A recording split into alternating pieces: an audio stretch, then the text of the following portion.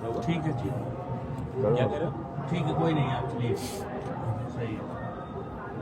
कौन कर रहा है? ठीक है, हाँ, तुम स्टार्ट कर दो। ठीक है। उत्तर प्रदेश के प्रयागराज में दिव्य महाकुंभ, भव्य महाकुंभ का आगाज हो चुका है और महाकुंभ में अभी हमारे साथ IITian बाबा हैं, जिन्होंने आध्यात्म और विज्ञान दोनों की बात की, जिसके कारण काफी लोग प्रभावित हुए और लाखों लोग बाबा से जुड़े, बाबा को सुनना चाहते हैं, बाबा की बातों और बाबा के विचारों को जानना समझना चाहते हैं। बाबा से जुड़ेंगे। नमस्कार। नमस्कार। कैसे हैं? अरे वैसे ही ठीक है।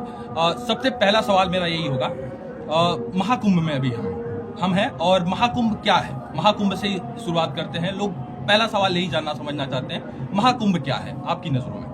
कुंभ को समझना पड़ेगा ना उसके लिए। अच्छा, कुंभ क्या होता तो है? कुंभ ही बताइए, कुंभ क्या है? घड़ा घड़ा जिसको बोलते हैं ना, घड़ा। वो किस कुंभ के लिए वो महाकुंभ हो रहा है, तो उसको आप जैसे वो देखोगे तो ये मंथन जैसे ही है ना ये। हाँ।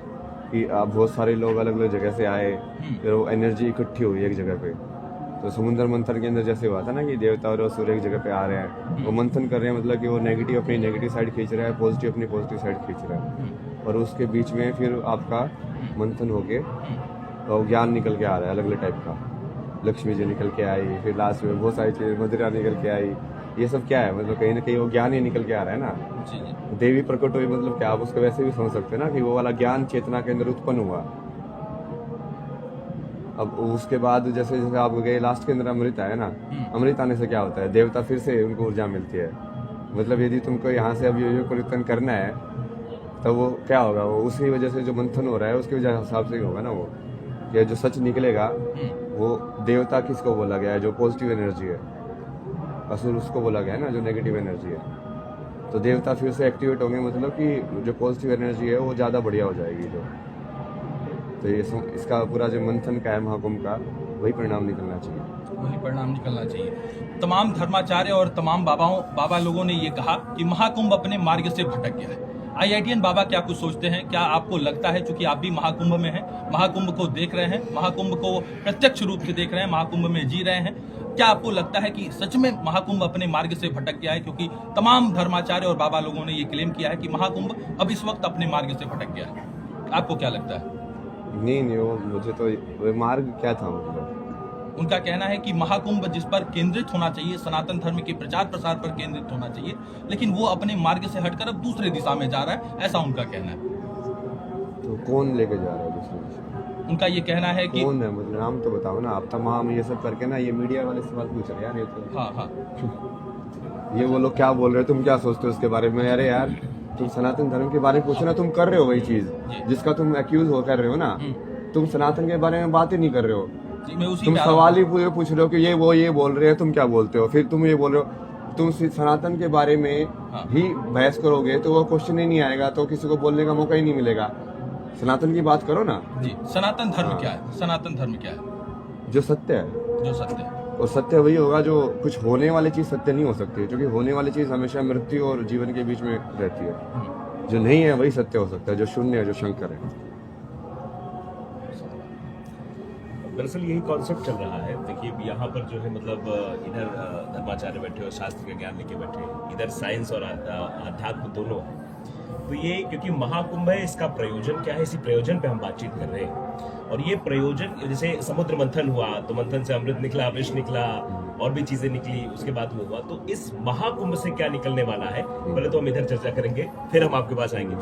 महाकुंभ से क्या निकलने वाला है? सबसे बड़ी चीज है कि अभी आपने बाबा जी को सुना, कुंभ के बारे में आपने प्रश्न किया और कुंभ को बड़े सरल तरीके से आपने स्पष्ट कर दिया।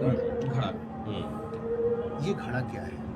आप हमारे चेहरे को देख रहे हैं, नीचे गले को देख रहे हैं, यही घड़ा है जो उल्टा है। उस घड़े का मुंह ये है और बुद्धि ही उसका तल है, जहाँ अमृतत्व छुपा हुआ है। ये कब निकलेगा? जब सकारात्मक और नकारात्मक दोनों प्रवृत्तियों के बीच में एक मंथन होगा, पूर्व पक्ष और उत्तर पक्ष का जब मिलन होगा, वो स्थिति ब्रह्म की होती है। जो विरोधाभास के बीच होती है चीजें, वो पहले विष होती है। आप किसी भी अच्छे काम को करने के लिए जाएंगे तो आपको गालियाँ पड़ेगी, अरे ये चैनल वाला आगे सब ये करने वाले वो करने, तमाम तरह की बातें। जब उस विष को आप पी जाएंगे ना, तब आपके जीवन में अमृत आएगा। इसको समझिए, कौन क्या कह रहा है उससे नहीं मतलब है, इसके मूल बिंदु पे जाए, ये हमसे जुड़ा हुआ कैसे है। तो ये आपको स्पष्ट हो गया कैसे जुड़ा हुआ है, अमृत कहाँ है, ये अमृत है। इसको सही करिए, इसमें विष मत डालिए, इसको अमृत बनाइए। कर्क रेखा कहाँ से गुजरती है, इलाहाबाद के नैनी से गुजरती है। गंगा, यमुना और सरस्वती यह त्रिवेणी है। बेड़ी मतलब चोटी। चोटी जब बनाई जाती है तो 3 भाग में किया जाता है, केस को और गूंथा जाता है तो दिखाई 2 ही देता है। यहाँ पे नदियाँ कितनी हैं? नदियाँ हैं 3, लेकिन दिखाई कितनी देती है?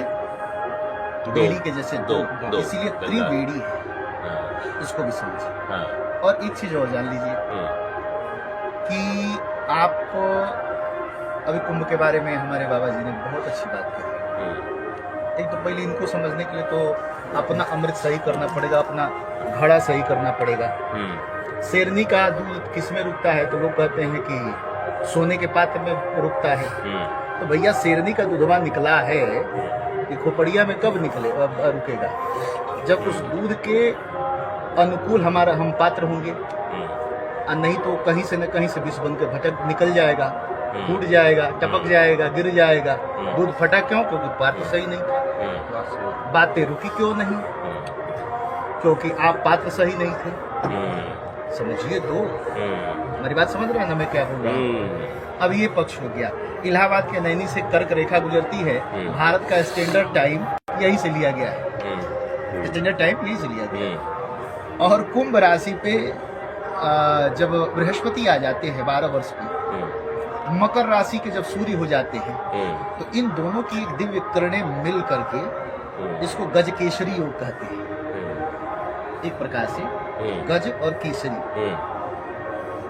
और कर्क राशि, जो कर्क, चंद्रमा मनसो जात चक्षो हो सूर्य हो जाए तो चंद्रमा मनस है। कर्क का अधिष्ठात्री देवता कौन है? कर्क राशि का मालिक कहा चंद्रमा है। चंद्रमा, सूर्य और गुरु, इन तीनों का जब समन्वय होता है तो वो अमृतत्व आकाश से टपकता है 1 महीने तक। और उसमें बैठ करके हम साधना करते हैं, तपस्या करते हैं, पूजन करते हैं, गंगा में डुबकी लगाते हैं। अच्छा, एक प्रश्न और हो जाता है कि त्रिवेणी में ही जहाँ तीनों नदियाँ मिल रही है वहीं पे स्नान करने का ही फल है क्या? कहा नहीं। नाग वासुकी तक त्रिवेणी है। जैसे लाइट का प्रकाश निकल रहा है तो केवल लाइट तक तो सीमित नहीं है ना, ये तो चारों तरफ रूम के कोने कोने तक पहुंचा है। उसी तरह से जो अमृतत्व है, यह पूरे इसकी परिधि है जहां तक इसका प्रभाव जाने वाला है। तो एक चीज ये समझ लेना है कि ये इसका जो अमृतत्व है, यह पूरे परिधि के अंदर ये टपक रहा है।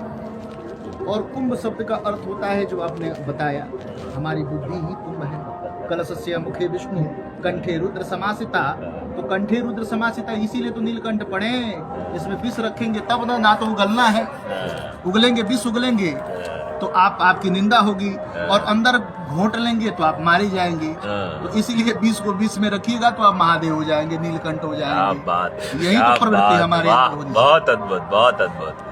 अच्छा, नहीं, इसी चीज को मैं थोड़ा विज्ञान समझना चाहता हूँ। इन्होंने अमृत बताया और कर्क रेखा, मकर रेखा, सारी चीजें बताई, उनका वो भी बताया। आपके हिसाब से, विज्ञान के हिसाब से कैसे लगता है? विज्ञान के हिसाब से कुंभ क्या है?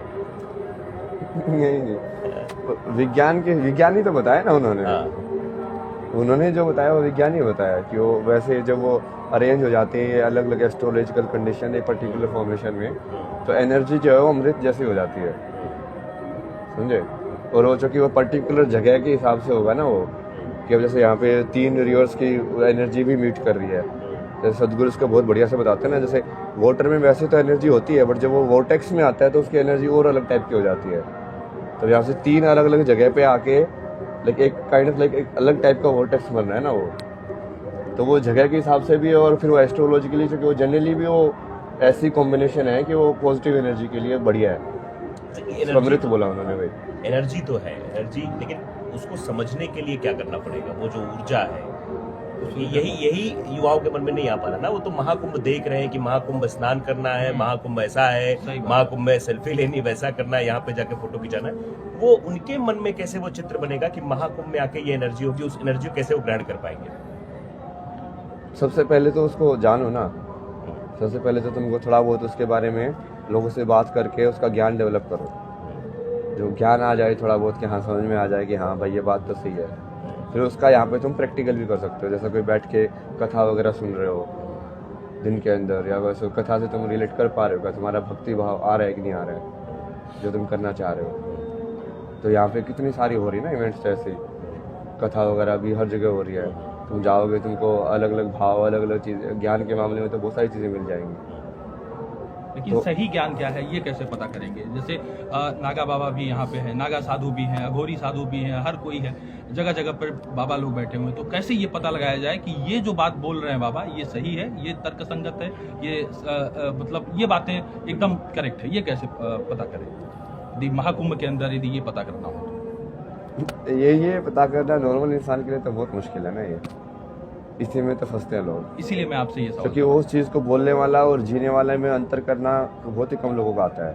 कि ये इंसान सिर्फ बोल रहा है और ये इंसान बोल भी रहा है और जी भी रहा है, वो बता नहीं पाते लोग। तो वो उसमें तो मुश्किल है। वो ठीक है, उसके लिए हम कर रहे हैं अभी कोशिश। वो वही है, वही तो मंथन है, वही तो समुद्र मंथन हो रहा है। मतलब कि इसके बीच में सेपरेशन कैसे होगी, जो सही वाले हैं गलत वाले क्या है, और ज्ञान का मतलब क्यों, कौन सा ज्ञान सही है। क्योंकि ज्ञान तो सही ही होता है दोनों का, बात तो दोनों वही बोलते हैं कि ईश्वर एक है, अद्वैत, सब कुछ वही है। बट दिक्कत क्या है कि एक इंसान उसको धारण किए हुए है, एक इंसान धारण किए नहीं हुए हैं। वो अलग चीज़ को धारण किए हुए हैं। जैसे उसका बाकी उसको जैसे देखोगे जीवन क्या, वो उन सिद्धांतों के हिसाब से जी रहा है जो वो बोल रहा है। जैसे मेरा तो एक ही सिद्धांत है, सत्यम शिवम सुंदरम। मैं कहा सत्य में रह के जीने का, बाकी तो कुछ भी करता रहे ऊपर से, और सत्य में रहने का। सत्यम शिवम सुंदरम। हाँ, तो सत्य ही शिव है। तो मैं कहानी के हिसाब से तो मैं वैसे ही जीता हूँ। तो मेरी कहानी को जैसे भी मैं कर रहा हूँ, मुझे कहीं पे भी गिल्ट फील नहीं आना चाहिए, कहीं पे भी अहंकार फील नहीं आना चाहिए। मतलब ना तो वो डाउन जाए कि तुम सोच रहे हो कि तुम गलत कर रहे हो, ना ऐसा लगे कि तुम सोच रहे हो कि तुम अच्छा कर रहे हो, क्योंकि दोनों ही फंसोगे। तुम सिर्फ कर रहे हो। अच्छा, सनातन धर्म क्या है? सनातन धर्म की परिभाषा आपकी नजरों में?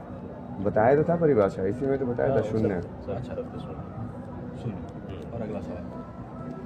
आपकी एक किताब है जिसके बारे में लोग बहुत चर्चा कर रहे हैं। ये सवाल मैं इसलिए भी पूछ रहा हूँ, उस किताब के बारे में थोड़ा सा बताइए।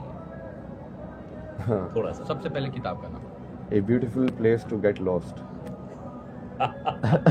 किताब में यार छिपा हुआ है, लेकिन मैं चाहूंगा दर्शक थोड़ा सा जो है मतलब थोड़ा सा रिलेट कर पाए उससे। सरल शब्द। नहीं, वो मेरे को ऐसे लगा था ना कि जैसे, क्योंकि ज्ञानी जो होता है ना, उस ज्ञान को जानने की कोशिश करता रहता है। तो शुरू में तो वो ज्ञान जो है हेल्पफुल होता है, मदद करता है।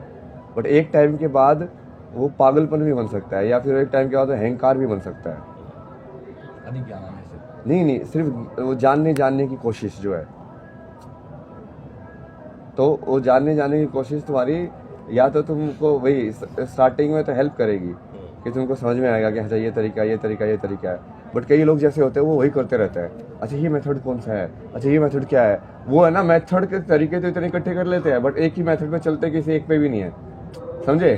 सही बात है। वो सिर्फ अर्जित कर रहे हैं कि हाँ कितने तरीके हैं, बस जैसे वो तरीके बता करके पता नहीं क्या करेंगे। मतलब कि या तो जब तक करोगे नहीं तब तक तो कुछ भी फायदा नहीं है ना, कि एक का भी मतलब। तो ये अंतर है ना उसके अंदर। जब ज्ञान का आप फंस जाते हो ना ज़्यादा ज्ञान के अंदर, तो मैंने beautiful place to get lost इसी वजह से लिखा था कि वो जब तुम वो जानने की ही वो प्रवृत्ति तुम्हारी बंद हो जाती है, इसलिए कि तुमको जानना ही नहीं है, तुमको संसार ऐसे लगता है कि यार ये क्या है। जैसे तुम पेड़ को देखो, भाई ये क्या है, लाइक तुमको आश्चर्य लगे वो पूरा संसार ऐसे बनावट वो सब कुछ, कि वो सब खो जाने का संसार है। मतलब तुम मेरी किताब पढ़ के तुमको जवाब नहीं मिलेंगे, जवाब नहीं मिलेगा। तुम गुम हो जाओगे Confusion create हो या एक बढ़िया जगह पे जाके गुम हो जाओगे। जैसे मैंने एक एग्जांपल भी दिया था कि तुम जंगल में यदि तुमको छोड़ दे, तो पहली बार तुम किसी को जंगल में छोड़ दे, तो वो जंगल को कैसे डिस्कवर करेगा? जैसे कोई चीज़ हिली, ओह ये ऐसी भी चीज़ हिलती है, तो उसको ये तो नहीं पता ना ये सांप है, उसको कुछ पता ही नहीं है जंगल के बारे में। सही बात। समझ रहे हो? जैसे मैं आपको किसी दूसरे ग्रह का मान लो कोई जंगल है, अब आपको नहीं पता ना वहाँ पे किस प्रकृति के जीव होंगे, मैं आपको जाके छोड़ दूँ तो आप कैसे उसको देखोगे पहली नज़र में, और कैसे एक एक चीज़ को आपके अंदर वो जाती जाएगी और कैसे आप उसको एक्सप्लोर करोगे। तो वही था, a beautiful place to get lost. चर्चा करेंगे कि मतलब एक योजना बन रही है, आपकी भी एक नई योजना है, आपने कल प्रेस कॉन्फ्रेंस भी की, एलन मस्क की भी चर्चा खूब हो रही थी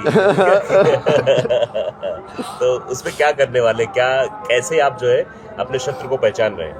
नहीं वो तो मैंने बहुत पहले ही पहचान लिया था, बहुत टाइम तक तो मतलब मैं अभी नहीं बोल रहा हूँ, सही में ये चीज़ हुई थी ना। अच्छा। कि मैं लाइक स्ट्रॉन्ग होना चाहिए ना बंदा सामने वाला भी, ताकि जो वो डिफीट हो तो फिर वो इतना ज़्यादा स्टोरी के अंदर क्लियर हो जाएगी। क्योंकि यदि तुम ऐसा विलन बना दो जो बाकी सब लोग एक्सेप्ट कर लें कि स्ट्रॉन्ग है, तो तुमको सिर्फ एक को हराना है, क्योंकि बाकी लोगों ने उसको टॉप तो मान ही रखा है।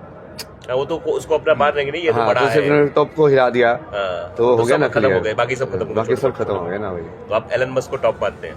तो वही है ना, नहीं तो तुम देखो अभी वैसे भी वो ट्रम्प बनने के बाद तो पूरा वैसे ही राजा हो गया, वो कभी मेलोनी से मिल रहा है, कभी वो यूरोप को बोल रहा है कि तुम अपनी पॉलिसी ऐसे चेंज करो, कभी वो साउथ अमेरिका को जाके बोल रहा है कि हाँ ऐसे करो वैसा करो। क्या है वो, उसके पैसे ही तो जीता है ट्रम्प। अब सारे ये एक्स, ये सारा सोशल मीडिया प्लेटफॉर्म उसके हाथ में हो गए हैं, AI भी उसके हाथ में है, बाकी ये सब बिटकॉइन ये सब भी वो उसके अंदर इन्वेस्ट करके बैठा हुआ है तो जो बोल रहा हूँ उसका माइंड काफ़ी बढ़िया है ना, उसका ब्रेन समझता है। मैं समझता हूँ कि हाँ ये एक्चुअली में चीज़ों को समझता है कि AI कैसे तुमको फंसा सकता है या वो क्या नुकसानदायक है उसके अंदर। तो क्या ये ट्रम्प के बनने के बाद क्या चीज़ें बदलेंगी? क्योंकि अगर एलन मस्क के साथ खड़े हैं, उनको वो एडवाइस दे रहे हैं, तो क्योंकि इजराइल के पीछे भी खड़ा हुआ है अमेरिका खड़ा हुआ, उधर रूस रिव्यू चल रहा है तो इधर भी खड़ा हुआ है, मतलब अमेरिका तो दोनों तरफ से है ना, वो हर लड़ाई का हिस्सा बन जाता है अपने आप। तो क्या ट्रम्प के आने के बाद चीज़ें बदलेंगी? नहीं वो बदल तो गई ना, अभी जैसे नेतन्याहू भी कुछ तो विजिट थी, वो नहीं गया, फिर वो कुछ तो फ्रिक्शन हुआ ना उनके बीच में भी।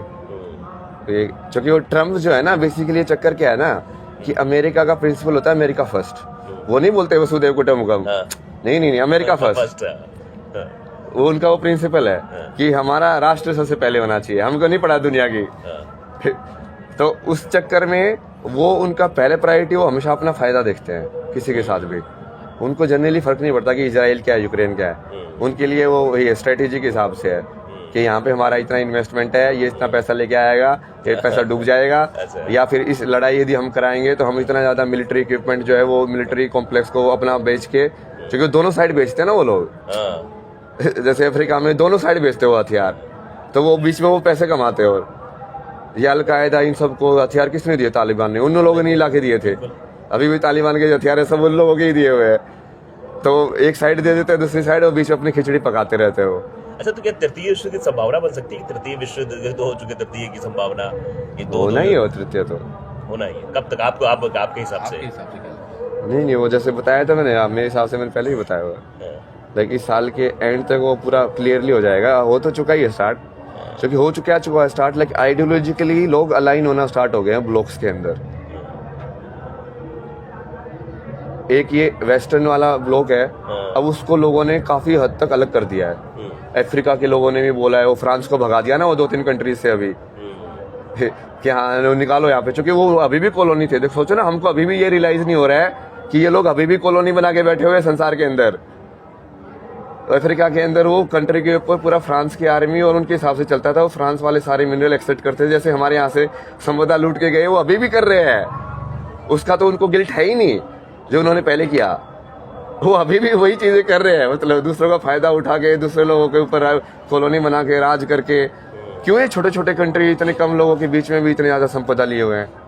क्योंकि वो वैसे ही करते हैं ना, वो कंट्रोल हाथ में रहे, कंट्रोल दूसरी जगह से आके, जैसे वो यहाँ के ईस्ट इंडिया कंपनी बन के आए थे कि हम बिजनेस करेंगे, फिर वो धीरे धीरे उन्होंने एक्सपेंड किया, वो फिर सारे के सारा जो अपना जो नॉलेज था, टेम्पल्स के जो पुराने स्ट्रक्चर्स थे, ये कितने सारी चीजें वहाँ के म्यूजियम्स में मिलती है, कैसे मिलती है मतलब। और ऐसे हमारी नहीं है ना, ये इजिप्ट की पता नहीं कहाँ की वो पुरानी हीरोग्लिफ्स उनकी जो लिखी हुई है सबकी सब तुमको यदि पढ़ लिया तो वहाँ पे जाओ, लूट करने वाले चोर के घर में ना, क्योंकि चोर के घर में सबकी चोरी है की हुई अच्छा, ये क्योंकि संभावना जताई जा रही थी कि ईरान पहले के वेट एंड वॉच की स्थिति में था, ईरान बोल नहीं रहा था, ये अपना इजराइल और फिलिस्तीन का चल रहा था, अपना वो जमीन को लेकर जो विवाद चल रहा था। लेकिन ईरान के आने के बाद ये संभावना बनी थी कि अब तेजी से बदलाव होंगे, बहुत तेजी से बदलेगा, इसमें चाइना भी आएगा, भारत भी इंटरफेयर करेगा, लेकिन ऐसा कुछ हुआ नहीं। नहीं, वो ईरान का अभी नहीं बन सकता ना, वो ईरान अभी इतना ताकतवर नहीं है ना, वो यूएस मेन है ना उस केस के अंदर। तो बस इस पूरे के अंदर सिर्फ यूएस ही मेन है, क्योंकि यूरोप के अंदर ऑलमोस्ट क्षीण हो चुके हैं ताकत, कुछ नहीं बचा उनके पास। ये तो उनका लास्ट राइड है, लाइक उनके पास ज्यादा आर्मी है, ये सब है। यूक्रेन का वॉर बिना यूएस के तो सो ही नहीं पाता कि वो इतने टाइम तक चला पाते। आप हमेशा से कहते हैं कि ओशो सच तो बोलते हैं लेकिन उनके पास धर्म नहीं, लेकिन फिर भी लोग उनसे प्रभावित हो रहे हैं। आचार्य प्रशांत हो गए और प्रेमानंद महाराज हो गए, आपको क्या लगता है इन तीनों में से किसको सुनना समझना चाहिए? नहीं, वो वैसे है ना कि कई बार क्या होता है ना कि कोई इंसान मान लो उसको रियलाइज ना भी हो, बट क्योंकि जो बोल रहा है वो सत्य है तो सामने वाला समझ जाए उससे, समझे? जैसे गीता का कोई चीज वो बोल रहा है, वो बोलने भी बोल रहा है, उसने पढ़ लिया, रट लिया, ठीक है, उसने खुद भी धारण नहीं किया है, बट क्योंकि तुम इंटरेस्टेड थे उसका जानने में तो तुमने वो शब्द समझ के उसके मुंह से तुमने उसको सही अर्थ समझ लिया। कितनी कहानियां ना ऐसे गुरु शिष्य वाली भी, कि वो शिष्य उस चीज को समझ गया। उनसे पूछो ना, इसका देखो बढ़िया जवाब देगा। कुछ ऐसे सवाल पुटअप कीजिए बाबा से। पहले तो एक तो आपने जिस विषय पर ओशो के बारे में आपने ओशो के बारे में ओशो की बातें मतलब धर्म को नहीं मानते थे, सत्य को स्वीकार करते थे, अभी आपने बातें बोली। पहले तो आप रावण को देख लें, रावण कौन था? तो कहा सबसे बड़ा नास्तिक था, लेकिन उसने कहा जटा टवी गलज वलभ प्रवाह पा वितस्थले गले बलम बलम विताम भुजम तत्मालिका डमट डमट डमट डमट निनाद डमट डमर भयम। क्या कोई कहता है क्या कि रावण गाया है इसको फेंक दे? नहीं गा, बड़े बड़े विद्वान गाते हैं। हमारी संस्कृति रही है कि कोई कितना भी बुरा रहा है उसके अंदर की अच्छाई है, उसको ग्रहण कर लो। क्या बात। अच्छा, ये ऐसे हुआ साधु हो कोई भी हो, साधु साधु ऐसा चाहिए जैसा सूप सुभाए, सार सार को गहरा है थोथा दिए उड़ाए। क्या बात है, क्या बात है, बहुत बढ़िया, बहुत बढ़िया। तो यही चीज है। हाँ। हमारे करने का मतलब है कि हमने अभी कुंभ की चर्चा करी ना, बात तो कुंभ से उठी थी। हम लोग वैश्विक राजनीति पे भी चर्चा कर ली, अच्छी बात है कि हम लोग एक कुंभ से उठ करके और जगत कल्याण के विषय में भी थोड़ी सी चर्चा कर ली, बहुत अच्छी बात है। ये जगत कल्याण के लिए तो कुंभ है। वही तो है, यही से एनर्जी डेवलप होगी ना। आपने घड़े को देखा है ना, अभी आपने बताया, घड़े को उलाट देंगे तो हमारा माथा उल्टा हुआ ही घड़ा है, वो नीचे की तरफ है, और ऊपर जो है कि जो उल्टा हुआ घड़ा है उसका पतले नीचे वाला भाग क्या है? मस्तिष्क, उसके अंदर अमृत है, उसी को पाने के लिए हम लोग एकत्रित हुए हैं। अभी बहुत सी चीज़ें चर्चा हुई है, बहुत सकारात्मक आपने बातें कही, बहुत सी चीज़ें आप मैं तो सुन रहा था बड़ी गंभीरता से, आप भी बड़े बातपटू लोग हैं। पहली बात की आप लोगों ने बहुत अनुभव भी किया, अच्छा लगता है। प्रश्न जब अच्छे होते हैं ना, एक चर्चा करने में भी मजा आता है, नहीं तो अंड मंड प्रश्न करने वाले से मूड खराब भी होगा। सही भी बात है। तो एक आपका प्रश्न भी बहुत बढ़िया है भाई, उनके ऊपर आपने चर्चा करी, कैसे आना चाहिए, कैसे स्नान करना चाहिए, कैसे रहना चाहिए, तीन की बातों को माने, बहुत जटिल प्रश्न है। तो कहा महाजनों जेन गता सपन था, इतनी भीड़ है, हम रास्ता देखे नहीं है कहाँ पे संगम है, तो जो संगम जा रहा है उसके पीछे कहने भैया ये संगम जा रहा है, इसके पीछे पीछे चले जाओ, तो आप आसानी से पहुँच जाएंगे। जो रास्ता देखा है, तो जो महाजन हैं जिस रास्ते पे जा करके और सत्व को प्राप्त कर दिए हैं, सत्यम शिवम सुंदरों को जिन्होंने प्राप्त कर लिया है, उनके बताए हुए मार्ग पे हम चल करके हम आइंस्टीन तो बन नहीं सकते, लेकिन आइंस्टाइन नहीं बन सकते, लेकिन उसके बताए हुए सिद्धांतों को हम धारण करके हम अपने जीवन को सफल तो बना सकते हैं। हम गौतम हो नहीं सकते, कड़ाद हो नहीं सकते, लेकिन उनके बताए हुए बनाए हुए सिद्धांत को हम धारण करके सफल तो हो सकते हैं ना। तो यही शास्त्र है, यही शास्त्रों के वचनों को आप धारण करिए। जो शास्त्र की बातें करे, जो यथार्थ अपनी जीवन की बातें करे, जो जी रहा है, उसके बातों को स्वीकार करिए। और जो शास्त्र की बातें छोड़ करके और अपना जो प्राकृतिक जीवन है, जो नेचुरल है, उसको छोड़ करके और दिखावा का जीवन जी रहा है, उससे दूर। आप जैसा है वही शास्त्र है। शास्त्र क्या है? तस्मात् शास्त्र प्रमाणन्ते कार्य कार्य व्यवस्थित हो, कार्य और कार्य की व्यवस्था शास्त्र करता है। तो शास्त्र वही कहता है ना जो प्रकृति का है, जो नेचुरल है, जो स्वाभाविक है। क्या बात है, दिखावा क्यों करते हैं? बहुत ये बढ़िया। बात है, यही है तो। जय और जय मेरे को बाबा शंभू। जी से महाराज जी से एक प्रश्न हर हर हमारे मन में महादेव। उठ रहा है। बिल्कुल बिल्कुल। और एक मेरा प्रश्न आपसे है, इस कुंभ को आज के युवा पीढ़ी और मानव जीवन से कैसे हम संबंध स्थापित करें, इस विषय में आप आपका हम विचार। सबका मार्गदर्शन करें। हाँ, ये वही है, मैं तो युवा के लिए ही बोल रहा हूँ ना, क्योंकि जैसे धर्म कोई यदि आगे लेके जाना है तो कौन लेके जाएगा? युवा पीढ़ी तो लेके जाएगी। युवा पीढ़ी। यदि उन्होंने वो धर्म को धारण नहीं किया या उनकी समझ में वो नहीं आया तो कैसे जाएगा वो चेतना की स्मृति के अंदर आगे? तो उनको पास ऑन करना बहुत जरूरी है। वो टॉर्च ऐसे ही तो पास ऑन होती गई ना। हर किसी भी संप्रदाय के इतिहास में या किसी भी वो ज्ञान जो था वो एक गुरु ने नीचे वाले को दिया, फिर दूसरे वाले ने उसको दिया, फिर दूसरे वाले ने उसको दिया। ऐसे ही हमारे सारे वेद भी ऐसे आए एक एक से करके। तो वो युवा पीढ़ी में जाना बहुत जरूरी है, और स्पेशली क्योंकि आज के टाइम में हमारी युवा पीढ़ी लाइक पश्चिमी से ज़्यादा अट्रैक्टेड है ना, वो उसको ज़्यादा मान रहे हैं। तो इसके विलुप्त होने की सिचुएशन ज़्यादा है कि हाँ, ये पता चला कि आगे टाइम में जितना बचा है उतना भी ना बचे। तो ये मंथन वाला जो टाइम है बहुत बढ़िया टाइम है, क्योंकि इस टाइम पे का एनर्जी जो है वापस से ऊपर जा रही है।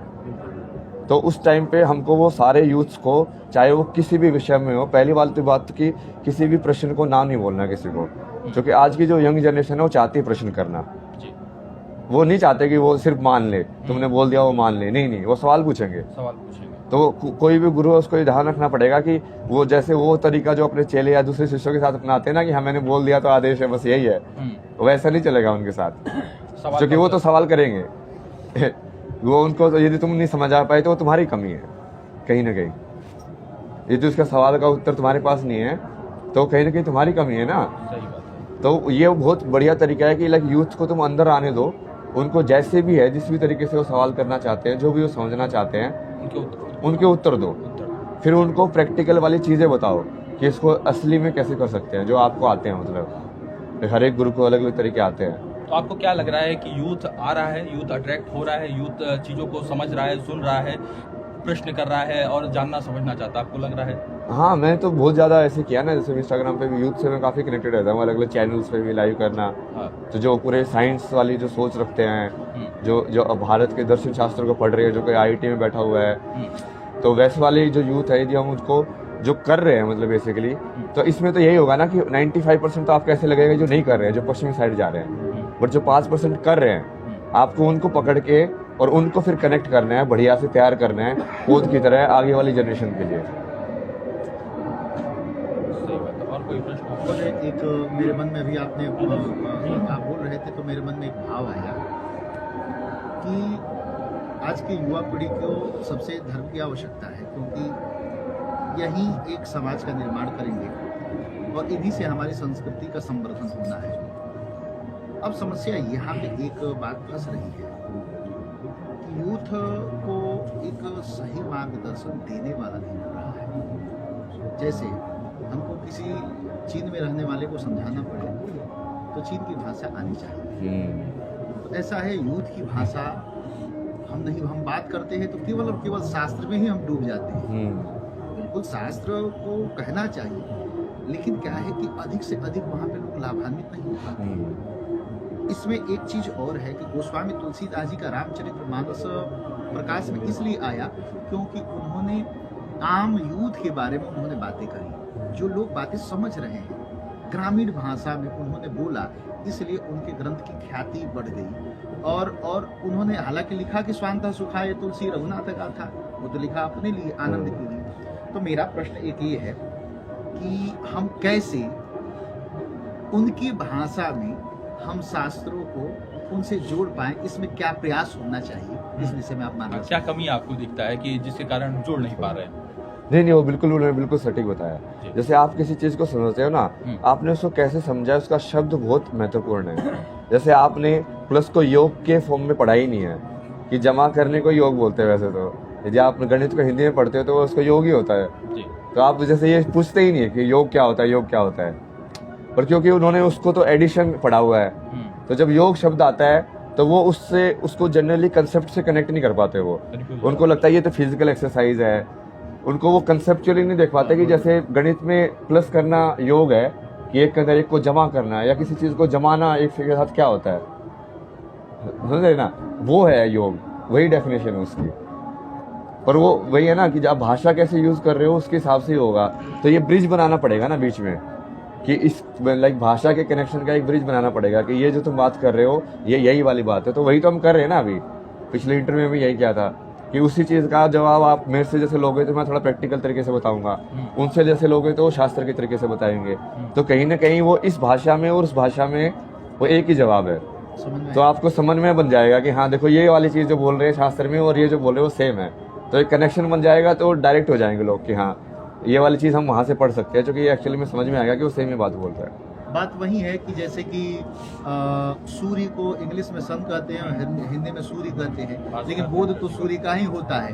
वो शास्त्र की भाषा में बोले या स्वतः शास्त्र को जी करके अपने जीवन में उतार करके बोले, दोनों बात एक ही है।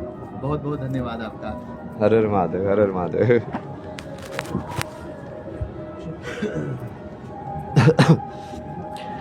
ये मैसेज किया था आगे बढ़ रहे हैं अभी, सुनते जाओ तो लोग। बस ना सबका अलग अलग करना है क्या फिर?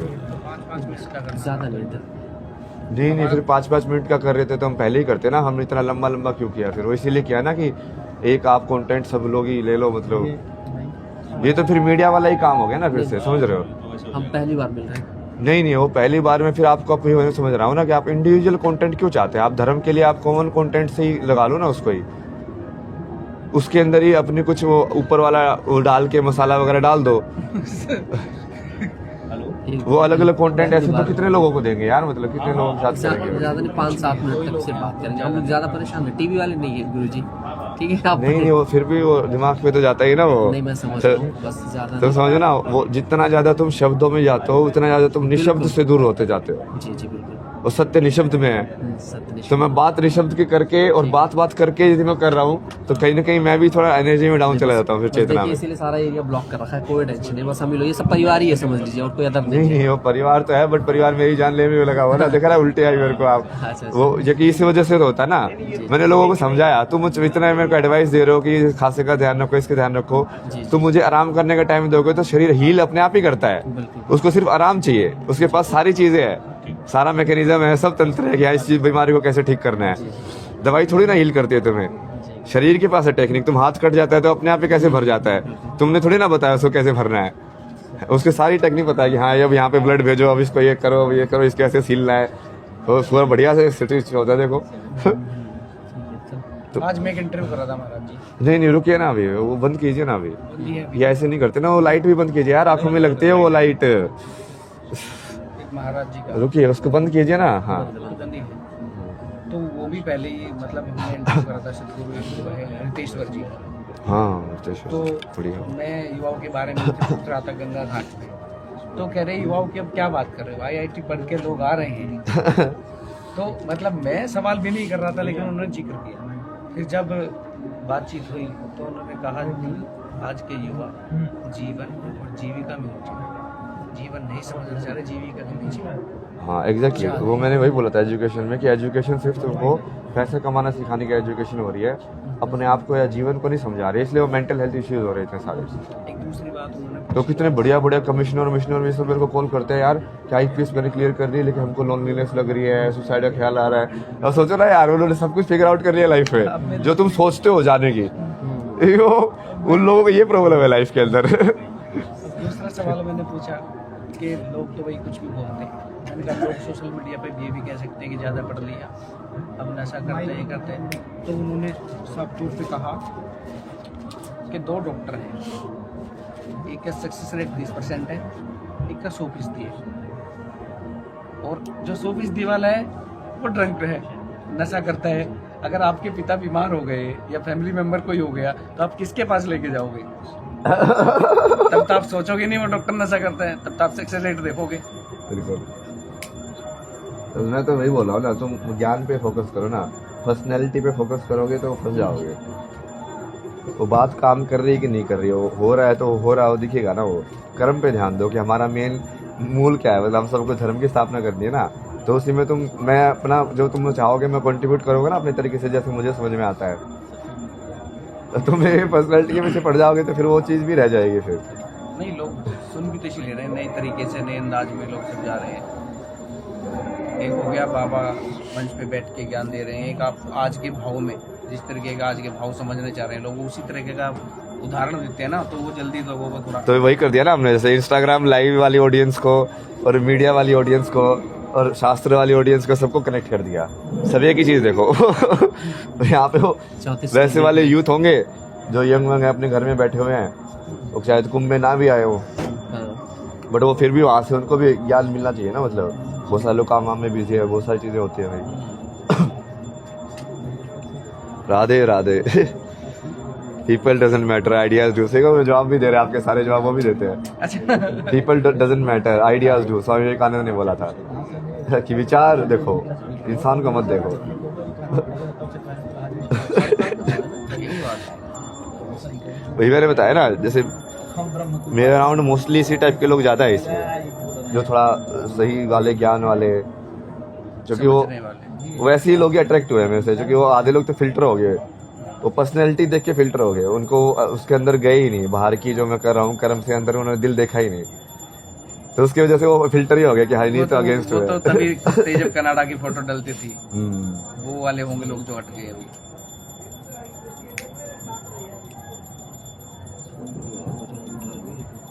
ये भोलेनाथ वाला ही वो है ना डिलेमा। भोलेनाथ और दक्ष प्रजापति का बीच में लड़ाई क्यों थी? दक्ष जो थे प्रजापति थे, ब्रह्मा के पुत्र थे, वो क्या लड़ाई है वो उनके बीच की? क्योंकि एक ब्रह्मा रूल्स के हिसाब से, जो कि रूल नहीं होंगे तो प्रकृति को क्रिएशन नहीं हो सकता। प्रकृति के क्रिएशन के जो मूल सिद्धांत है वही तो ब्रह्मा है। शिव जो है वो रूल में चलते नहीं है। उनका ना चलना ही उनकी डेफिनेशन है कि जो रूल में ना चले वही शिवा है। वही शिवा है ना। तो दक्ष को वही लगता था कि ये क्या है, ये तो कोई भी रूल फॉलो नहीं करता है, कुछ भी कर लेता है। ये कैसे फिट होगा? मतलब इसके पूरी की पूरी जो आप उसको पुराण को वैसे समझोगे कंसेप्चुअल लेवल पे, तो आपको समझ में आएगा कि वो एक्चुअली में फाइट किस चीज के है। क्योंकि शिव केओस है, ब्रह्मा ऑर्डर है। विनाश का मतलब क्या है? केओस ही होता है ना विनाश का मतलब, कि ये जो सृष्टि सेंस बना रही थी वो सेंस नहीं बना रही है। मतलब कोई चीज, जैसे आपने ये थी बोतल, अब इसको मैंने ये कर दिया, तोड़ दिया, इसका विनाश हो गया ना। क्योंकि पहले वो एक सेंस बना रही थी कि कुछ हो सकता है उससे, वो सेंस नहीं बना रही। मटेरियल तो वही है ना, सिर्फ उसकी फॉर्म ब्रेक हो गई, इसकी वजह से वो सेंस नहीं बना रही है।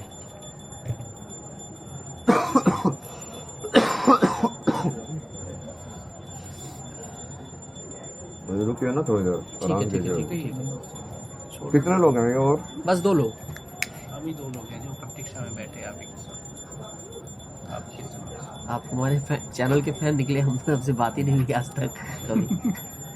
अच्छा लगा हमने। नहीं मैं इसलिए तो मैं लोगों को बोलता हूँ यार, मैं फेमस होने की वजह से थोड़ी ना कर रहा हूँ। नहीं मैं पहले भी ऐसे जो चैनल थे ना, आप देखोगे ट्विटर के ऊपर भी जाके मैंने बहुत सारा कि हाँ ये सही बोल रहा है, इसका ऐसे करो, ये वहाँ पे भी हाँ ये वाले सोच ऐसे है। जैसे वो जयपुर डायलॉग्स को भी बहुत सुनता था मैं। अच्छा। ये इनको भी ये सारे लोग जो है ना, जो उस टाइम पे ठीक है वो ऊपर थे, अब मैं भी काइंड, तुमने मुझे भी सितारा बना दिया है। तो उस टाइम पे मैं बोलता था हाँ चलो इनको पावर दो, जो कि ये लोग सही बोल रहे हैं, ये धर्म की बातें कर रहे हैं भाई। आपकी जो ऑडियंस है ना वो सारे यूथ है, पता है। और अच्छी चीज ये है ना कि डेली टू डेली नई चीजें सुनने को मिलती है। मतलब रिपीट कंटेंट जो होता है ना वो नहीं है आपके पास में, क्योंकि डेली अलग ऊर्जा होती है ना। हाँ, वही चीज़। मैं ऊर्जा के हिसाब से समझ में मैं चलता हूँ। जैसे मेरा तिलक भी उसके हिसाब से लगता है, कपड़े भी उसके हिसाब से लगते हैं, तो जवाब भी उसके हिसाब से आते हैं। ये आपकी प्लस थर्ड इडियट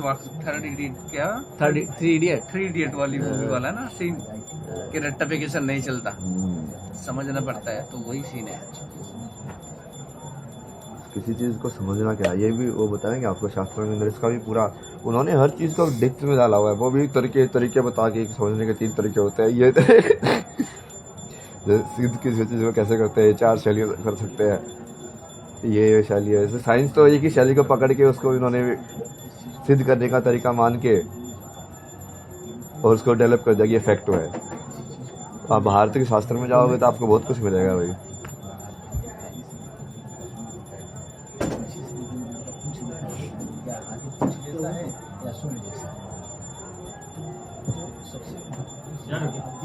क्यों मेरा बैग निकाल देना जो बातें कही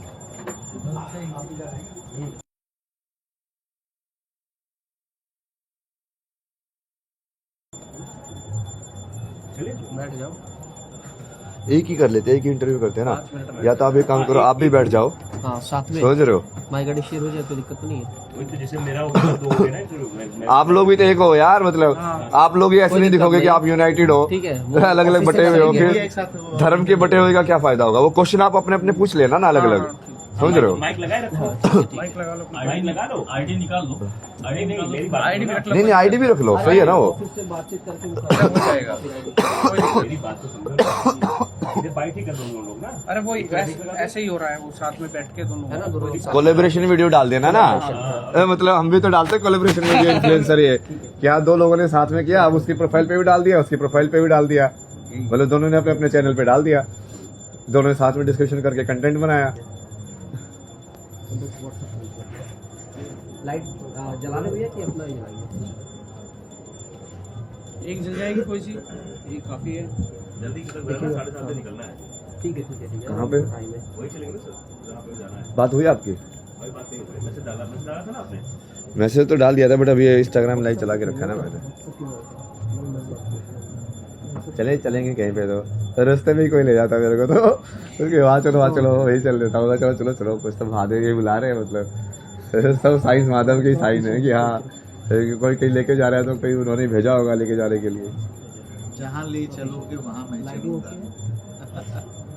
बेहतर हो समय के साथ। देखिए प्रवाह होना चाहिए जीवन में, हमें तो ये लगता है। आप यदि रुक गए तो सड़ गए, रुक गए तो जो रुक गया उसी को तो शव बोलते हैं ना, सब बोलते उसी को मृत्यु हैं। बोलते जिसमें हैं। निरंतरता हो, जिसमें जिसमें प्रवाह निरंतरता। हो, यही तो संसार है। संसार यही की अतिथि संसार है। संसार जो बहुत प्रत्येक बढ़िया। क्षण सरक रहा हो। तो मनुष्य यदि किसी जगह रहूं, असल में हम लोग पसंद को प्रेम समझ ले रहे हैं। या ऐसे वो तो इच्छा है, इच्छा है। पसंद तो, ये बना रहे दो, क्योंकि वो सबकी अलग अलग होती है। सबकी अलग अलग। अब जैसे हमने मोबाइल को पसंद कर लिया, हाँ, फ्रेम अब कैसा कहते हैं हमको बनाएंगे? मोबाइल के साथ प्रेम हाँ। है। और एक समय प्रेम तीनों का हाँ ऐसा इससे तो करेंगे, घृणा तो होगा इंट्रो में भी डाल देते हैं। यदि घृणा हो गया तो नमक पसंद की था, तीनों संयुक्त का था, याद पसंद में हाँ, परिणित। संयुक्त का सही रहेगा फिर। बस इसी 2.5 अक्षर प्रेम के पढ़े सो पंडित हो। हर हर महादेव। हर महादेव। करो, शुरू करो। इंट्रो करेंगे? करो, कोई दिक्कत नहीं। प्रेम से हम बाहर हो जाए। आप लोग इस चीज को भी डाल दो ना, उसको बढ़िया ट्विस्ट में डालो ना। बिल्कुल कि इस महाकुंभ पे हम जो धर्म का मंथन कर रहे हैं, उसमें जो सारी जो ऐसे जो धर्म वाले लोग एक साथ आ रहे हैं, तो उसमें भी आज हमने ये सोच के एक साथ कोलैबोरेशन में किया है, collaboration में। उसको पॉजिटिव एनर्जी में डालो ना उसको भी।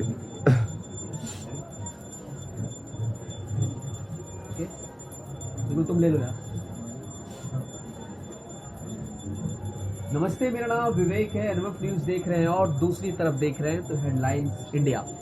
आज संयुक्त रूप से और कोलैबोरेशन के तरीके से जो है आज यहाँ पर बातचीत होगी, धर्म पर बात होगी, सनातन पर बात होगी, महाकुंभ पर बात होगी और बात उनसे होगी जिनके पास में अध्यात्म और विज्ञान का वो नॉलेज है जिसको लेकर आज देश का हर एक युवा जानना चाहता है, समझना चाहता है, क्योंकि इनके पास ज्ञान का ऐसा भंडार है जो शायद हर रोज नई नई चीजों की खोज करता है।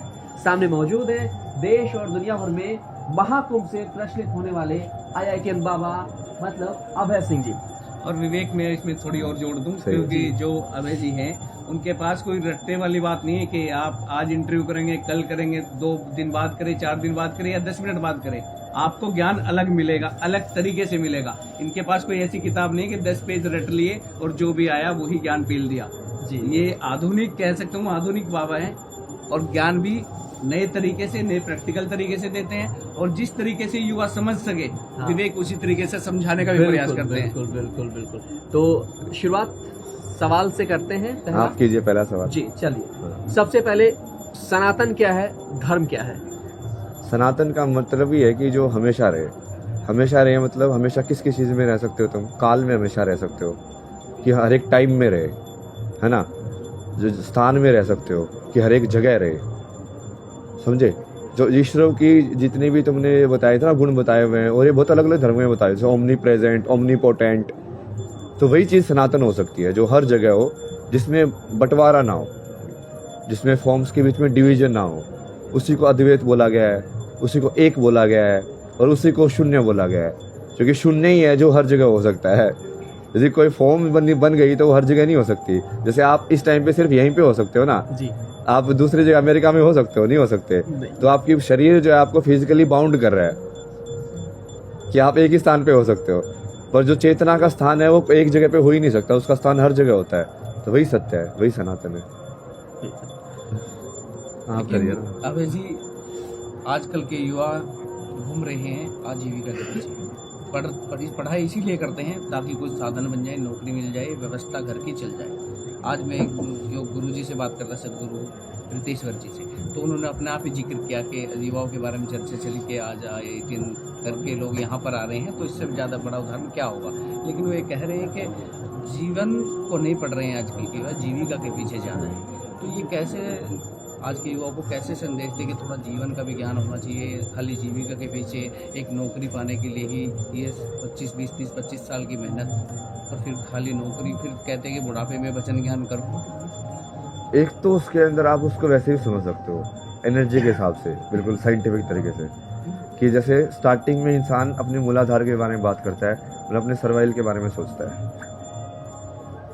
फिर वो अपने प्लेजर के बारे में सोचता है, फिर वो ताकत के बारे में सोचता है, उसके बाद में हार्ट चक्र आता है, उसके बाद में वो करुणा के बारे में, प्यार के बारे में सोचने लगता है। तो अभी क्या है, भारत का जैसे इतिहास है, तो जैसे आर्ट उसी जगह पे डेवलप होगी ना जहाँ पे सभ्यता संपन्न है, तभी तो लोग कला करेंगे। नहीं तो तुम भाई खाना उगाने वाले ही ज़्यादा चाहिए ना, यदि हम खाने की प्रॉब्लम से जूझ रहे हैं तो आर्ट कैसे बनाएंगे। मतलब ऊपर वाली जो है वैल्यू सिस्टम के अंदर, जो ऊपर वाली जो वैल्यूज क्रिएट होती हैं समाज के अंदर, जैसे शुरू में तो इंसान को सबसे पहले आपको खाना चाहिए, ठीक है, ज्ञान से पेट नहीं भरेगा, है ना। फिर जब आपको मान लो जैसे कोई साइंटिस्ट है, वो उसको बोलो कि देख तेरे को बाकी सारी चीज़ें हम दे देंगे, तो सिर्फ पढ़ाई कर, तो वो पढ़ाई के अंदर और ज़्यादा डीप जा सकता है। तो ये वैल्यू सिस्टम, वैल्यू चेंज बनती है इकोनॉमिक्स के अंदर। तो वो क्या है, अभी भारत की बहुत डिसबैलेंस थी ना पहले, क्योंकि अब सब लोग जैसे हमारे तो खाने के लाले पड़े होते हैं ना बहुत टाइम तक। तो जब लोग क्या करेंगे, ऐसे आप उसको बोलेंगे कि जीविका के बारे में मत सोच, तो वो बोलेंगे पागल है क्या, मतलब जीविका के बारे में ही सोचेंगे ना, और क्या सोचेंगे, सबसे पहले तो खाने के बारे में ही सोचेगा इंसान। बट अभी जैसे एक लेवल पहुंच गया और लोगों को, जो लोग उस लेवल से ऊपर चले गए थे, जैसे जीविका के बारे में सोच के उन्होंने जीविका वाला काम पूरा कर लिया, और उनको भी समझ में आया कि यार जीविका तो सोच ली। जैसे मेरे जो IIT के दोस्त हैं और भी जो लोग संपन्न लोग हैं, बट जैसे स्टीव जॉब्स की वाइफ है, तो उसने तो समझ लिया ना कि हाँ जीविका के बारे में सोच लिया, अब जीवन के बारे में सोचते हैं। तो उन लोगों को समझ में आया, या तो मेंटल हेल्थ के थ्रू या किसी और चीज़ के थ्रू, कि सिर्फ जीविका के बारे में सोच के नहीं हो सकता। तो बट बाकी जो लोग हैं, अब उसको जितना ज़्यादा तुम सभ्यता को ऊपर उठाओगे, इकोनॉमिक्स को ऊपर उठाओगे, उतना ही वो लोगों को तुम बोल सकते हो कि हाँ तुम सिर्फ जीविका के बारे में नहीं, जीवन के बारे में भी सोचो। क्योंकि जब तक वो खाने के उसमें अपने देश में इतनी गरीबी रहेगी, ये सब रहेगी, तब तक ये बोलना किसी को शोभा नहीं देता ना। फिर वो बोलेगा क्या जीवन के बारे में सोचो, रात की रोटी का तो पता नहीं है मेरे को। तब मुश्किल हो जाता है थोड़ा। हाँ, तो वही है ना, वो जो कि आपका हायर नॉलेज वाला या सूक्ष्म ज्ञान की तरफ तब जाओगे ना जब ग्रोथ वाले चीज के अंदर सेटिस्फेक्शन हो। अन्नमय कोशा के अंदर ही प्रॉब्लम यदि आप फंसे हुए हो कि इसके अंदर नीड डिजायर कैसे फुलफिल नहीं करनी है, ये सब करना है, तो फिर मनोमय कोशा, फिर अंदर वाले जो है आपके प्राणमय कोशा, उसमें कैसे जाओगे। वो आंखें बंद क्यों करेगा इंसान जब उसका पता है कि वह आंखें खोल के रखे, तो क्या पता मेरी एक दूसरी डब्बा बिक जाए, मैं आज कुछ बढ़िया मिठाई खाने को मिल जाए, तो उसको बोलोगे कि तू ध्यान लगा के अपने अंदर जा। वो बोलेगा नहीं मैं अंदर नहीं जाऊंगा, मैं तो बाहर जाऊंगा, बाहर से मिलेगा मेरे को वो चीज। पहले मुझे ना एक साल मुझे ना ऐसे आध्यात्म की दुनिया क्या है? यही दुनिया है, अपने आप को जानने की दुनिया, जीवन को जानने की दुनिया। जैसे उन्होंने बताया कि जीविका ही नहीं, जीवन को जानो। अब जब पूरी जीवन को जान लोगे तो जीविका को भी जान लोगे, कि चूंकि जीविका उसी का एक हिस्सा है। जीविका मतलब क्या है कि फिजिकल शरीर को हम यहाँ पे कैसे सस्टेन करके रखे, उसका माध्यम, कि मेरा जो अन्नमय कोश है उसका खाना कहाँ से आएगा, उसका बाकी सब उसको जो चाहिए मेंटेन होने के लिए, हवा पानी ये सब मेरा रहे, उसके लिए मैं बंदोबस्त करता हूँ कि मैं ये काम करूँगा तो मुझे ये पैसे मिलेंगे तो मैं एक चीज़ खरीद सकता हूँ। तो उस चीज़ को जानना कि जीवन क्या है, ताकि तुम अपने मन को समझ पाओ, सारी चीज़ें समझोगे ना उसके हिसाब से, अपने अस्तित्व को समझोगे, मृत्यु क्या है, कहाँ आत्मा क्या है, क्या हो, मैथमेटिक्स क्या है, गणित क्या है, ज्योमेट्री क्या है, सब चीज़ें समझ जाओगे एक्चुअली। तो पहले दिन से भेजे जिस दिन कुंभ में आए और आज तक क्या महसूस करें, कितने बदलाव आप में है? क्योंकि लोग भी लगातार पहले दिन आप फ्री मतलब स्वतंत्र रूप से मेले का आनंद ले रहे थे, उसके बाद धीरे धीरे आया कि जहाँ पर आप दिखते हैं मुझे लगता है कि 100-200 की भीड़, तुरंत कोई सेल्फी लेने या कोई इंटरव्यू लेना भीड़ हो जाता है। तो आप कैसा महसूस कर रहे हैं इन जो 15 दिनों का ये सफ़र है आपका? बहुत सीखा ना मतलब मैंने भी, क्योंकि मैं तो पूरी ज़िंदगी को साधना लेके चलता हूँ। मतलब मैं तो अपना लेके काफ़ी ध्यान बना के रखता हूँ कि ठीक है बाहर की सिचुएशन बनी रहेगी, बट तुझे सिर्फ सुनने की चेतना को पकड़ के रखना है। बट वो सुनने की चेतना को पकड़ना बहुत मुश्किल होता है जब इतनी ज़्यादा डिस्टर्बेंस हो तुम्हारे अराउंड, समझ रहे हो। अब भाई लोग आके तुमको धक्का मार रहे सब, फिर भी तुम सुनने में बैठो, वो कितना मुश्किल है उस टाइम पे। वो मुश्किल हो जाता है थोड़ा ऊर्जा वाला, तो उसकी वजह से थोड़ा जैसे हेल्थ वाले इश्यूज भी हो जाते हैं। पर वो सीखा भी बहुत, क्योंकि अब जैसे मैं थोड़ा स्टेबल हो गया हूँ, इस चीज़ को मुझे समझ में आ गया कि हाँ अब ठीक है, अब ये ऐसे इसको हैंडल कर सकते हैं धीरे धीरे। क्योंकि वही है, तुम जैसे जैसे उस चीज़ को देखते जाते हो तुम सीखते भी जाते हो। कैसे मीडिया वाले लोग कौन होते हैं, ये कैसे बातें करते हैं, तो 4-5 बार तुम इंटरव्यू देते हो तुमको समझ में आ जाता है कि उनका पैटर्न क्या है, ये कैसे बात करते हैं, ये किस विचारधारा से आते हैं, समझ रहे हो। तुम पकड़ लेते हो उसको कि हाँ ठीक है इसके साथ ऐसे करना चाहिए मतलब डीलिंग। तो बेसिकली वो सेलिब्रिटी वाला काम तुम धीरे धीरे सीख जाते हो कि हाँ ऐसे पोज देना होता है, ऐसे करना होता है, कई बार ऐसे बंद कर दो, कई बार हाथ दे दो, कई बार मत दो। मतलब क्योंकि वो अब तुम कहीं ना कहीं जाने अनजाने में उस जगह पे पहुंच गए हो ना, तो उस रोल को तो तुमको निभाना ही है। बट वो मेन प्रॉब्लम वही है कि वो साधना वाली जो चीज़ है कि तुम उस टाइम पे भी तुम ये विचार हमेशा रहना चाहिए कि अगले मोमेंट पे भी मौत हो सकती है। ये हमेशा मौत को अपने दाहिने हाथ में पकड़ के रखो शिव को, कि इस मोमेंट को पूरा जियो, पर ये अगले मोमेंट की अपेक्षा नहीं होनी चाहिए। हमें इतनी बात जैसे भविष्य की कर रहे हैं, सब कर रहे हैं, बट उसके साथ ये भी याद होना चाहिए कि ये सब चीज़ें अगले समय में ही हो सकता है कुछ ऐसा हो जाएगी सब बदल जाए। हमारे सारे प्लान हमने जो भी सोचा वो फिर आज के अलग डायरेक्शन में चला जाए, हो भी सकता है ना। इंसान के सोचने से थोड़ी ना चीज़ें हो जाती है, बाहर के भी बहुत सारे फैक्टर्स होते हैं। लोग कुछ और सोच के बैठे थे, हम ये डैम बना देंगे, कोविड हो गया, देखो सारी टाइमलाइन हिल गई ना। सब कुछ हिल गया, सारे एग्जाम्स की टाइमलाइन हिल गई, सब कुछ जो सेट करके रखा होता टाइम के ऊपर।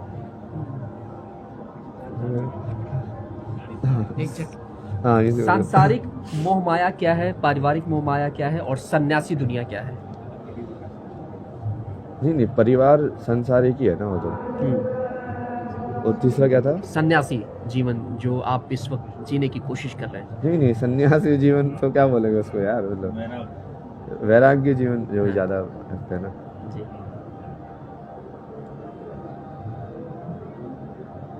संसारिक जीवन मतलब अहंकार के हिसाब से जीना, और वैराग्य जीवन मतलब आत्मा के हिसाब से जीना।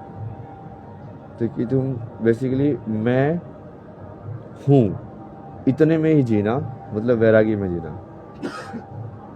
उसके आगे तुम कुछ जोड़ नहीं रहे हो। और अहंकार में जीना मतलब उसके आगे तुम एडजेक्टिव लगा रहे हो, विशेषण, कि मैं ये हूँ, मैं ये हूँ, मैं ये हूँ। तो संसार में जो भी ऐसे जी रहा है कि मैं इंजीनियर हूँ, मैं डॉक्टर हूँ, मैं पिता हूँ, मैं पुत्र हूँ, वो सब क्या है, वो अपने उसको थोड़ा छोटा कर रहे हैं अपनी आइडेंटिटी को। तो वो सांसारिक मोह माया है। और वैरागी वाला जो जीवन होगा वो क्या, वो आत्मा से होगा कि मैं बस हूँ। आगे वाली चीज़ तो अपने आप ही हो रही है, ऊपर वाली तो क्या है वो समय निर्धारित करता है, कभी मैं ये हूँ कभी मैं वो हूँ। पर वो मेरा होना प्रधान है, जो कि इसको चेतना या आत्मा बोलते हैं ना। लेकिन वो मैं ही तो बहुत मुश्किल होता है खत्म करना। जब एक बच्चे को आज हमारे माँ बाप भी कहते हैं कि हमने तैयार किया, आपको पढ़ाया लिखाया, सारा कुछ खर्च किया, आज आप हमें आंख दिखा रहे हो, तो वो मैं है या प्यार है, या वो उन पर कह सकते हैं कि बच्चे की भी तो कोई जिम्मेदारी होगी उनके प्रति? नहीं ना, उसमें दोनों उल्टी पुल्टी चीज़ है ना ये, कि या तो तुम माँ बाप ने बच्चे को संस्कार नहीं दिए, अब बच्चे को ढालने की रिस्पॉन्सिबिलिटी किसकी है? माँ बाप की है ना। तो तुमने उसको ढाला क्यों नहीं वैसे, कि वो अपने आप ही उस चीज़ को देखे कि कोई उसके लिए कुछ कर रहा है तो उसके वापस करना चाहिए।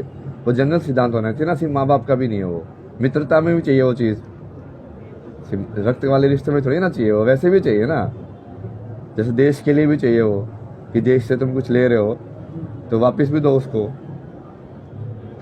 तो वो कि आप वो अभी तो क्या हो रहा है ना, सब ये बिजनेस के हिसाब से होने की वजह से सब उल्टा पुल्टा हो गया कि मैंने तो दिया, तूने वापस क्यों नहीं दिया। वो बोलता कि तूने तो दिया नहीं, फिर मैं तुझे क्यों दूँ। ये सब चूंकि वो प्रेम और वो सब चीज़ तो हट गई है ना बिल्कुल।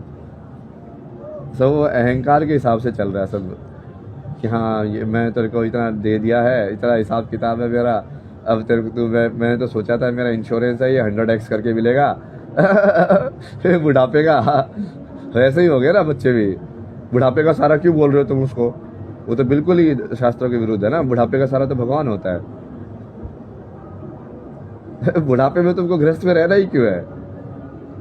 हो गया ना तुम्हारा गृहस्थ का काम, जी लिया तुमने, बच्चों को बड़ा कर दिया, सब कुछ हो गया। अब भगवान के पास नहीं जाओगे क्या उसी मोह माया में ही उलझे रहोगे। जो कि कितने लोग मैंने देखे ना, पोता देखना है, अब पड़पोता देखना है। अरे कितने को देखोगे यार, मतलब कितनी मोह माया में उलझोगे। और मतलब सच को भी देख लो, बट वो टेंडेंसी को तो अपोज ही किया जा रहा है कहीं ना कहीं। लाइक कहीं ना कहीं इस चीज़ को तो हम प्रमोट कर ही नहीं रहे हैं कि हाँ भगवान का नाम लेना चाहिए। क्योंकि बहुत सारे तो जैसे भक्त जो हैं बचपन में ही हुए ना, ये प्रहलाद हुए, ध्रुव हुए, ये अपने जो स्वामी नारायण जी हैं वो भी बच्चे ही तो थे ना, बाल योगी, ये अक्षरधाम वाले जो हैं। तब मान लो उनके माँ बाप भी ऐसे होते हैं कि हाँ ये क्या है, भगवान का नाम ले लिया इसलिए ऐसे कर दिया वैसे कर दिया। तो देखो ना कितनी सारी अलग अलग अवधारणा जो गलत बनी हुई है समाज के अंदर, जो उस चीज़ को सही में नहीं होने दे रही है। लेकिन ये तो यही है कि भारतीय संस्कृति में तो ऐसे हैं कि अपने बूढ़े माँ बाप का पोषण करें उसके बुढ़ापे में उसका, क्योंकि राम नाम तो ले सकते हैं लेकिन फिजिकली तौर पे भी तो उनको बच्चों की ज़रूरत होती है, उसको उठाने में, बिठाने में, खाना खिलाने में, तो उस बुढ़ापे में ज़रूरत होती है। वो कहाँ भजन करेगा अकेला जाके। फिर लोग नहीं गालियाँ आप देंगे वही कि तो समझ वृद्धाश्रम रहे हो में यार। भेज दिया। कहीं ना कहीं जो एक साधु होता है वो मान लो सब कुछ त्याग के साधु बनता है। वो में से मेरे पास लाखों रुपए थे, फिर भी मैं सिर्फ चाय वाय पी के या ऐसे छोटी मोटी चीज़ें पी के रहता था, तो मैं खाना तो बढ़िया खा सकता हूँ। तो साधु जो है उसके पास ऐसा नहीं ना बढ़िया खा नहीं सकता, वो जानबूझ के नहीं खा रहा है, क्योंकि वो जो चीज़ आ रही है वही खा रहा है। अब जैसे मोंक होते थे, वो बुद्धिस्ट मोंक या जो भी जो ऐसे तरीका जो होता था वो वही था ना कि भिक्षा पात्र को तुम लेके जाओगे, जो भी चीज़ वो डालेगा सामने वाला तुमको खाना पड़ेगा।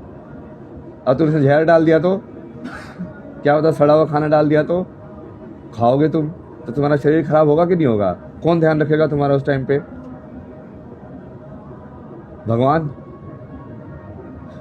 तो भगवान सब कुछ करने वाले हैं, यही तो समझना। आखिर में तुम माँ बाप पे क्यों अटक जा रहे हो। माँ बाप सिर्फ एक जन्म की कहानी है, वो आत्मा क्या पता किस किस शरीर में क्या क्या रिश्ते से होके आई है। भगवान को जानना जरूरी है ना, वो माँ बाप को भी भगवान को जानना जरूरी है। वो सिर्फ बच्चे के लिए नहीं है, माँ बाप को भी जरूरी है। क्योंकि यदि उन्होंने अपने माँ बाप के अंदर भगवान देख लिया होता तो ये स्थिति उत्पन्न नहीं होती ना, समझ रहे हो। वो प्रिंसिपल यदि उन्होंने जो सिखा रहे हैं वो अपना लागू कर लिया होता अपनी लाइफ के अंदर, तो अभी वो एनलाइटन होते।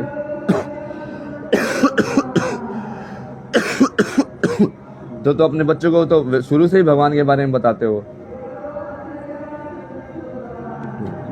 मोक्ष क्या है, मोक्ष कैसे प्राप्त करें? एक ही टाइप के सवाल है ना ये सारे, मतलब संसार क्या है, अध्यात्म क्या है। आध्यात्म तरीका है जहाँ प्राप्त करोगे वो मोक्ष है। मतलब वही सनातन क्या है, सनातन जो असली सत्य, जो मोक्ष का जो सत्य है वो सनातन है। तो एक ही चीज को, क्या भारत हिंदू राष्ट्र होना चाहिए, बनना चाहिए, जो पहल चल रही है सरकार की तरफ से? मतलब सनातन राष्ट्र होना चाहिए। मतलब उसको सिर्फ या तो आप हिंदू शब्द को अलग से परिभाषित कर दो, बड़ा बना दो उसको, वो थोड़ा मुश्किल है कि भाई हिंदू का मतलब ही सत्य से है। मतलब उसका कोई ऐसे परफेक्ट ये ऐसे वाली डेफिनेशन नहीं है कि ऐसा होना ही हिंदू होता है। तो उसमें नहीं तो फिर वो बाकी जो लोग जो सत्य पे चल रहे हैं बट वो वैसे ही फॉलो कर रहे हैं, वो इंक्लूडेड नहीं होंगे। तो या तो उसको सनातन राष्ट्र बनाओ फिर हिंदू राष्ट्र की जगह, जो कि फिर पूरे संसार को ही सनातन राष्ट्र बनाएंगे ना। मतलब हाँ, भारत उसका केंद्र बिंदु हो जाएगा फिर। अब तो चर्चा है सनातन बोर्ड की भी। सनातन बोर्ड तो होना ही चाहिए ना, वो तो प्रैक्टिकल है। रिलीजियस वे जगहों में किसके नाम कितनी है ये सब है, उसका प्रॉपर रिकॉर्डिंग और ये सब तो होना चाहिए ना। वो तो कुछ भी हो रहा है मतलब तो आपके जीवन का मकसद क्या है? कितना करें ना बस। ये दो प्रश्न और ना। आपके जीवन का मकसद क्या है?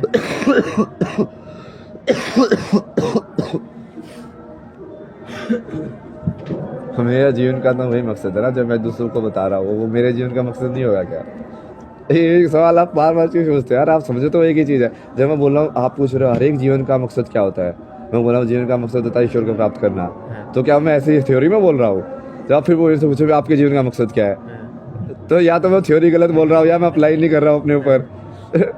तो मेरे जीवन का भी वही मकसद है ना, पूरा कि मेरा प्रारब्ध पूरा हो जाए और वही मोक्ष की प्राप्ति हो जाए। अब वो लेकिन तुम इस मकसद लेके चलोगे तो फिर से इच्छा बन जाती है, अच्छा, इसलिए तुम उसको ऐसे बोल भी नहीं सकते। कि मोक्ष की इच्छा भी इच्छा हो जाती है, फिर जब इच्छा ना हो तब मोक्ष होता है, वही है। हाँ चलिए, आपको भी निकलना है, जाते जाते एक सवाल ये भी पूछ लेता हूँ, क्योंकि चर्चा इस कुंभ में आपके परिवार की भी खूब चली, माता पिता की भी खूब चली कि यहाँ पर आए, वो आए या खाली ये अफवाह थी कि आए और मुलाकात हुई नहीं? मुलाकात तो ही थी, बट वो नेगेटिव ऊर्जा में थे ना अभी भी। मतलब जैसे उनको वो खुशी नहीं थी कि हमारे बेटा भाई क्या सही निकला है, मतलब क्या ज्ञान है इसको, वो मचा देगा, तो ये पता नहीं क्या बदलाव कर देगा दुनिया के अंदर। नहीं, उनको ये तड़प थी कि ये बस ये हमारे हमसे बेसिकली हमारे पास से सोने की चिड़िया कैसे नहीं रही, मतलब ये हमने इसको भगा क्यों दिया पहले पागल बोल के, समझ रहे हो? हंसता रहे आप? हाँ, तो उनको रिमोर्स ज़्यादा था, गिल्ट उनके चेहरे पे। तो जो गिल्ट और नेगेटिव ऊर्जा है, इसका मतलब वो मेरा सही स्वरूप तभी भी नहीं देख रहे, वो तो सिर्फ पब्लिसिटी देख रहे कि बाकी लोग मेरे में अंदर कुछ देख रहे हैं, वो लोग तो अभी भी मेरे अंदर नहीं देख रहे वो चीज़। उनको तो अभी वही पड़ा कि हाँ घर आ जा भाई, क्यों घर आ जा, मैं काम कर रहा हूँ ना, अपना कर्म कर रहा हूँ ना, कर्म नहीं करूँ क्या मतलब? अब कुंभ में जाके लोगों से मिलके ये सब करना, तो वो उनका वही है ना, वो अभी वो मोह वाले उसी चक्कर में अटके हुए हैं, उनका छोड़ो। निकल नहीं पा रहे? बहुत मुश्किल होता है ना वो, स्पेशली जब वो पर्सनल हो जाता है तो और भी मुश्किल हो जाता है, क्योंकि तो उसको अपना ना मानना, मेरा ना मानना और भी मुश्किल हो जाता है ना वो। बहन से बातचीत हुई? नहीं, ये बताया तो था मैंने, ये हो गया ना क्वेश्चन। हाँ बोलिए। परिवार में कभी जाने की उम्मीद नहीं? नहीं, परिवार में बना रहा हूँ ना नया परिवार अपना। अच्छा, हाँ, ये इतने सारे लोग मैं ऐड कर रहा हूँ, इतने सारे लोगों को जोड़ रहा हूँ, इतने सारे यंग लोगों से मिल रहा हूँ, तो वो इतनी बढ़िया ऊर्जा से मेरे से बात करते हैं, मेरे परिवार वालों ने तो कभी बात नहीं करी मेरे से। बहुत बहुत शुक्रिया। हर हर महादेव, हर हर महादेव।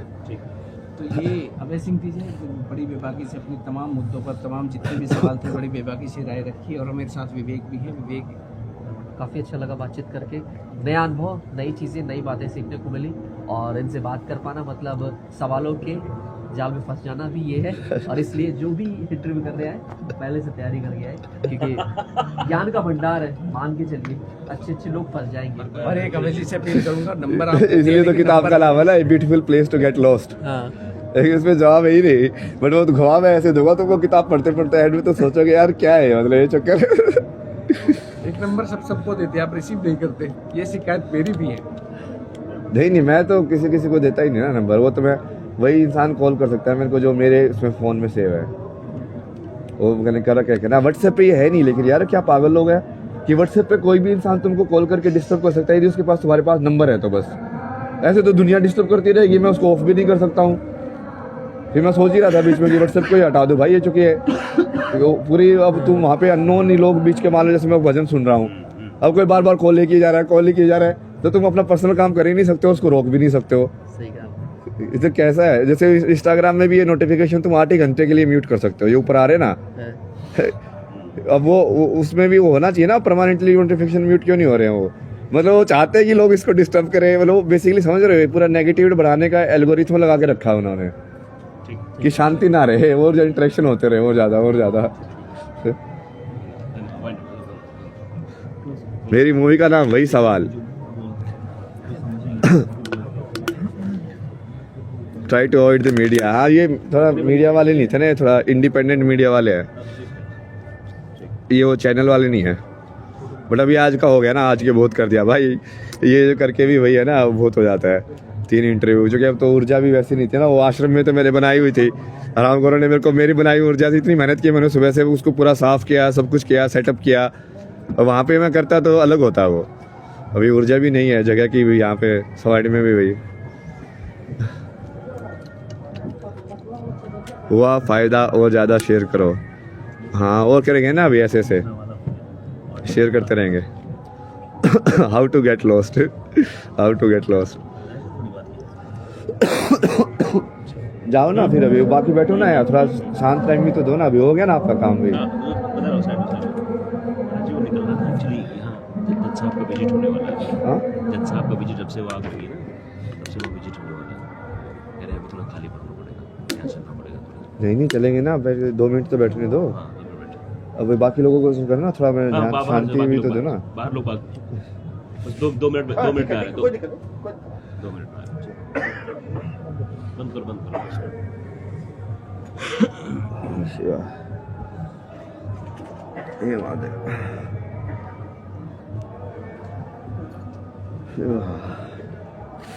चलो इसको भी बंद करते हैं क्योंकि अभी ट्रांजिशन करेंगे, फिर वो लाइव आई हुई बैटरी भी खत्म होने वाली है इसकी। ये भी ढूंढना है यार, पावर बैंक भी यहाँ पे मिल ही नहीं रहा।